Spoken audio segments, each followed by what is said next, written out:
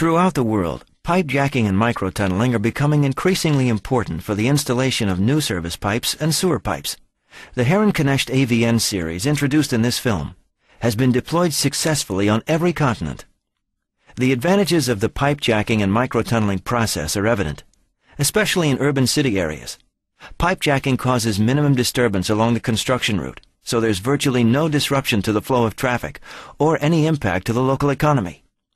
In contrast to conventional methods in such construction projects, pipe jacking and microtunneling has an environmentally friendly method and helps to conserve protected landscape areas.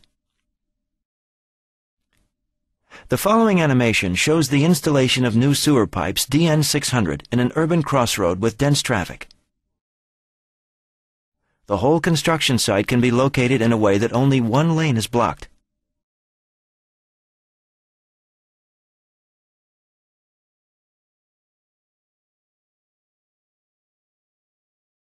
In our example, 150 meters of sewer pipe are to be jacked from the launch shaft to the reception shaft. At the first stage, the area around the starting shaft is cordoned off to divert the traffic. Due to the compact design of the machine and the small diameter of the starting shaft, there will only be minor disruption to the traffic flow. In this case, the starting shaft consists of a round shaft of reinforced concrete with an inner diameter of 3.2 meters.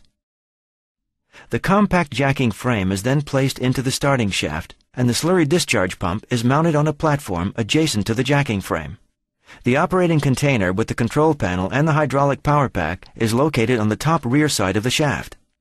A pipe stalk is then established and maintained in front of the shaft to feed the shaft crane.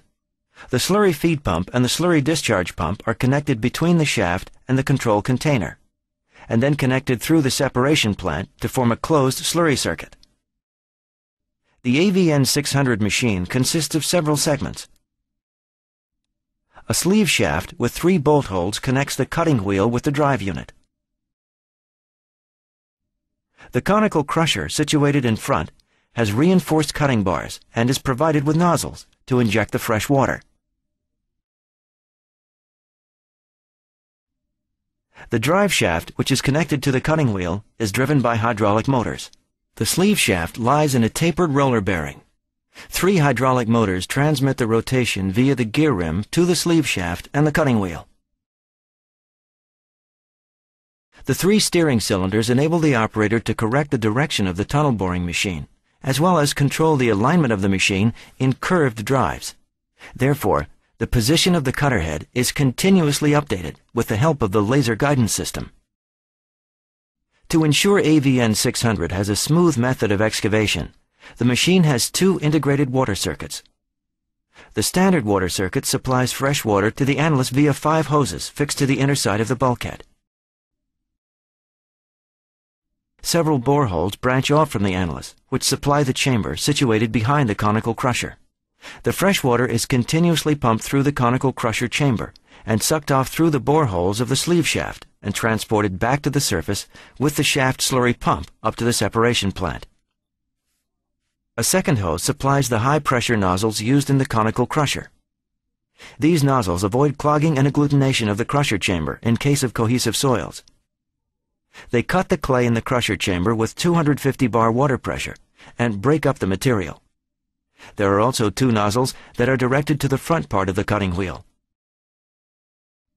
This totally depends on the geological situation, as the number of nozzles can be increased.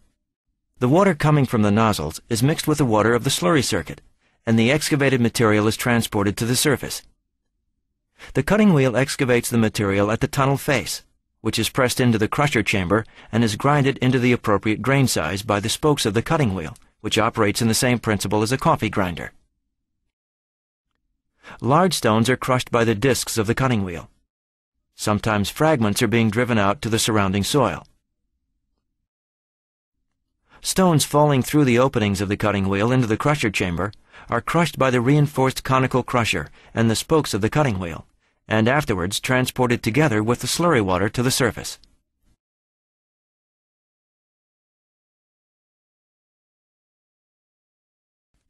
The material is picked up in the slurry circuit and transported to the separation plant through the central slurry discharge hose.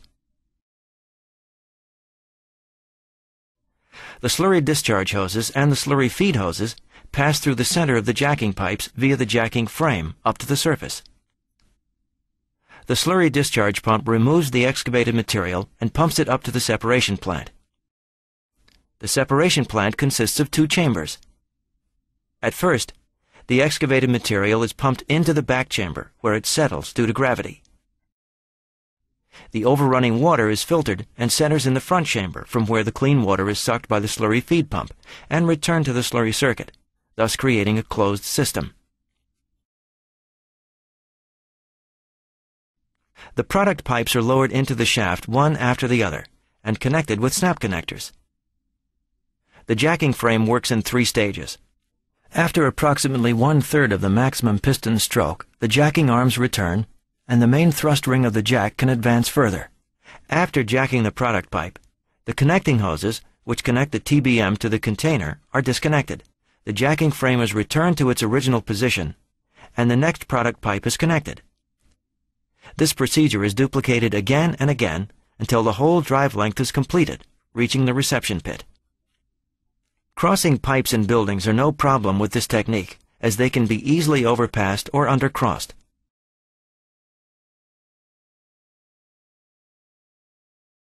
Thus, the machine arrives in the reception shaft exactly at the planned coordinates. The drive is continuously monitored by a laser measuring system. This laser system is positioned in the starting shaft, meeting the target, which is installed in the cutter head. The laser determines the reference axis. The laser target identifies any deviation which may occur. The coordinates are transferred to the steering computer in the container and visualized on the screen. Any deviations in position can be corrected by adjusting the steering cylinders at the push of a button on the control panel. The length of the tunnel is recorded by a metering wheel. This information is transferred to the control panel, allowing the operator to visualize the location and direction of the machine cutter head at any time. In our example, the total of 150 meters of new pipes could be realized with only a minimum of disturbance in a difficult infrastructure. The conventional open laying of pipes would have caused major disturbance and annoyance for traffic and the residents. HERRENKNECHT, being the leader in technologies for mechanized tunneling, has both the know-how and the experience to realize every tunneling project. Throughout the world, the company, with its headquarters in southern Germany, is the only supplier offering the complete range of tunneling machines of a diameter of 100 millimeters up to more than 14 meters.